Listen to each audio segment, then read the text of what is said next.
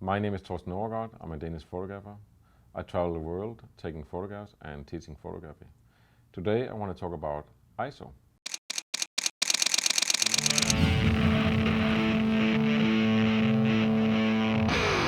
ISO is an expression for how sensitive a piece of film or a sensor is. The definition of ISO is International Standard Organization. And just to take you back in history, not because you have to remember all the names, but in 1982 there was different standards around the world. There was ASA, which was American Standard Organization, and then there was DIN, which was the Deutsche Institute for Normal, their standard organization. And there was also a Russian standard called GHOST, which stands for something that I just simply can't pronounce.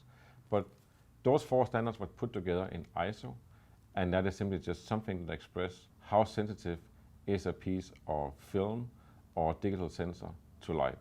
In the old days when we shot film, then the sensitivity was in the film. And what do I mean by that? I mean that if you look at a piece of film, it's a piece of plastic, and on one side you can see that it's not glossy, but you can actually see the texture of the chemistry.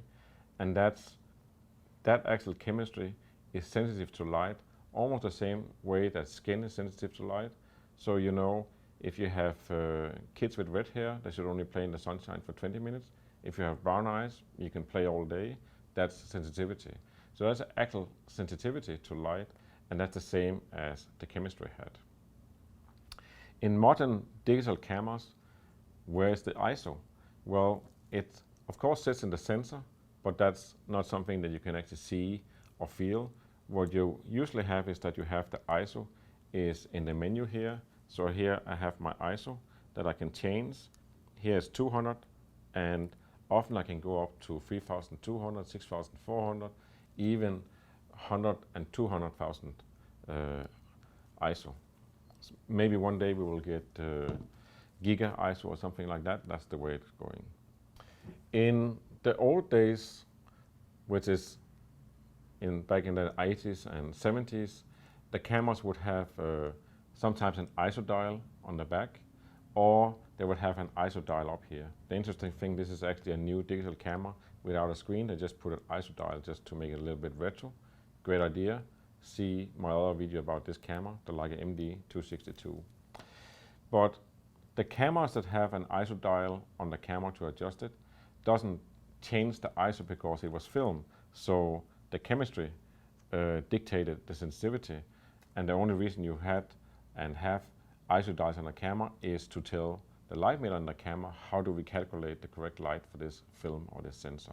The truth about photography is that it's very simple. It's basically just controlling how much light hits the film or the sensor. And that's the three controls you have on a camera. In old cameras and simple cameras like the Leica, those controls sit on the outside. So you have one here that regulates how much light comes through the lens. You have a shutter speed here that regulates how long is the shutter up so the film or sensor can actually be exposed to light. And then you have the ISO, which today is simply just a dial you move around, and you can say it's a big advantage in a digital camera. You can change the ISO from one photo to the other one. In the old days you had to change the whole film, so you had to finish all 36 pictures, and then you could put in a new faster or slower film or different film. So what does the ISO do? Well, traditionally the ISO jumps in stops. So every time you change the ISO from 100 ISO to 200 ISO, for example, you increase the light sensitivity to the double. And that's how all the controls on the camera works. This one, the aperture, the shutter speed, all works in doubling and halving the light. So traditionally, ISO did the same.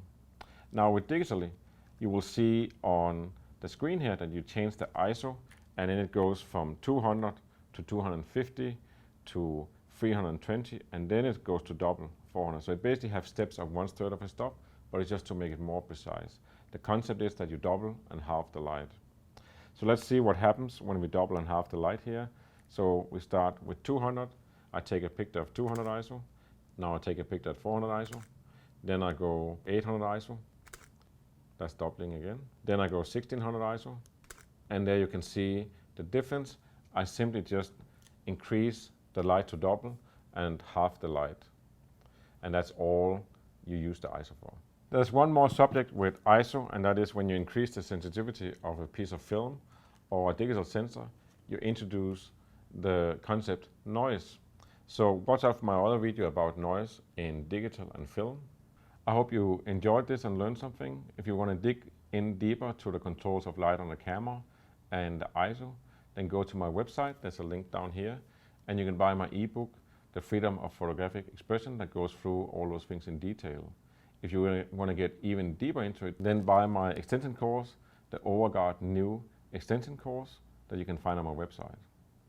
Also, sign up for my newsletter. It's free. And if you're really smart, you go sign up right now and you get a free ebook on top of it. Thank you for watching. See you next time.